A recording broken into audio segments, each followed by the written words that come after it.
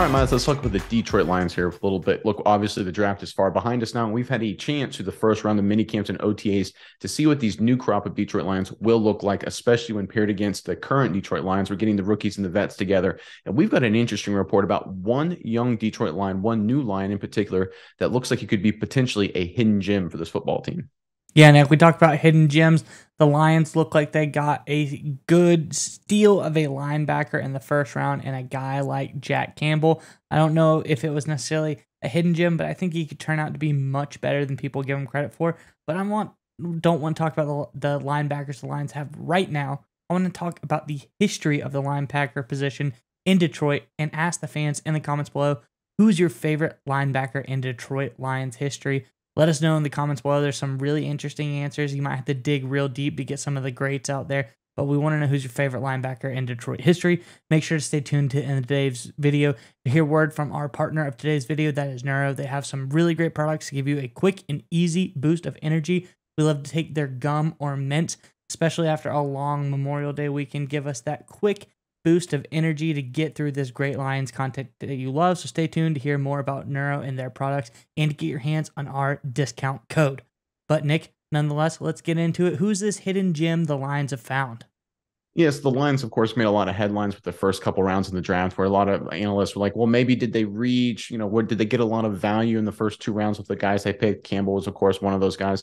But there's one guy they selected in the fifth round. We're talking about offensive lineman Colby Swordstall, that looks like he could potentially be a lot of value for this Detroit team. And don't take our word for it. Take an expert at the offensive line. If you want to throw up the report, Miles, from prideofdetroit.com, talking about an expert offensive line trainer. He's well-respected, former scout, I believe, Duke Manyweather, who has a lot of relationships with the Swordsall, is really impressed by this kid.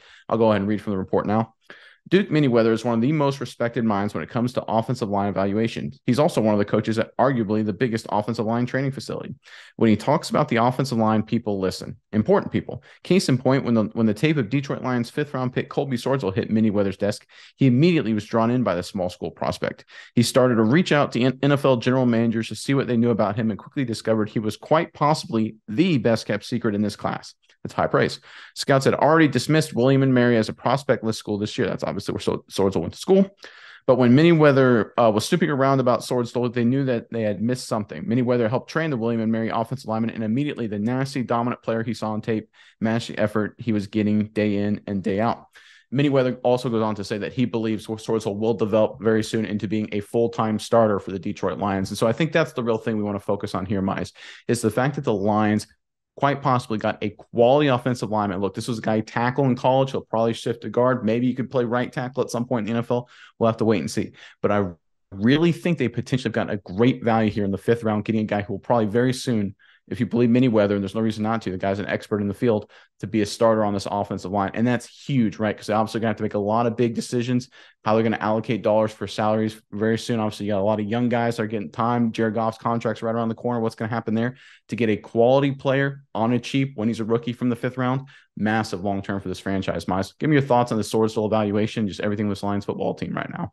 Yeah, Nick, I think that's pretty huge, especially it shows the Lions are thinking outside of the box. When a guy like Manyweather speaks, they listen. And they're able to find such quality players so late in the draft just because people like to write off the small schools.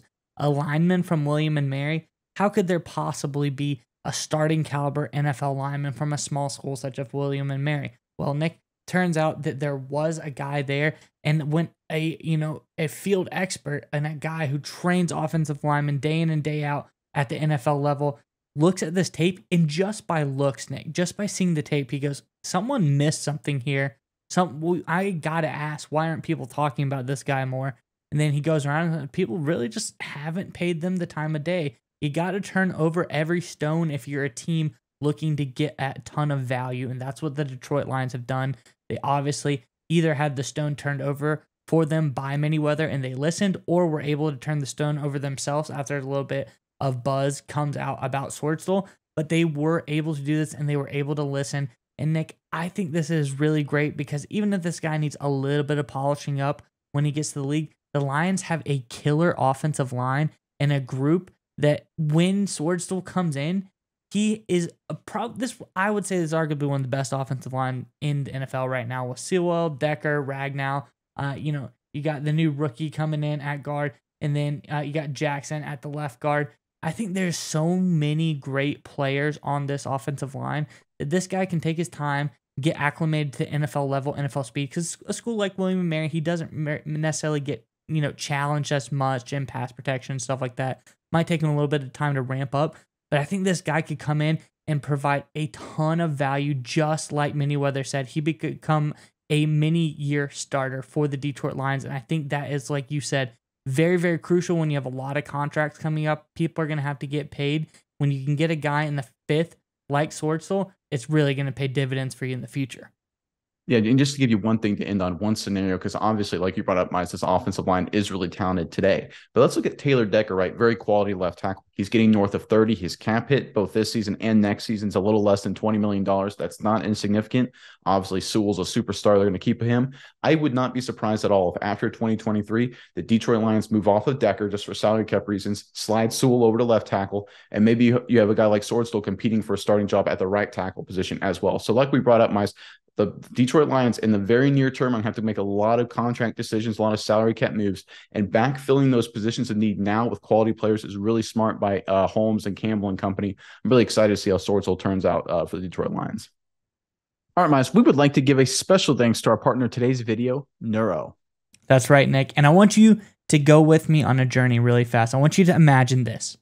It's 4th and goal in the big game, Nick. Your team is relying on you to make the big-time game-winning play. I know you've been in this situation before, Nick. The stadium is roaring. The clock is ticking. The game is on the line. But if only in that moment you were able to have some Neuro Gum. Neuro Gum will help you stay concentrated, and it gives you a burst of energy without a nasty crash.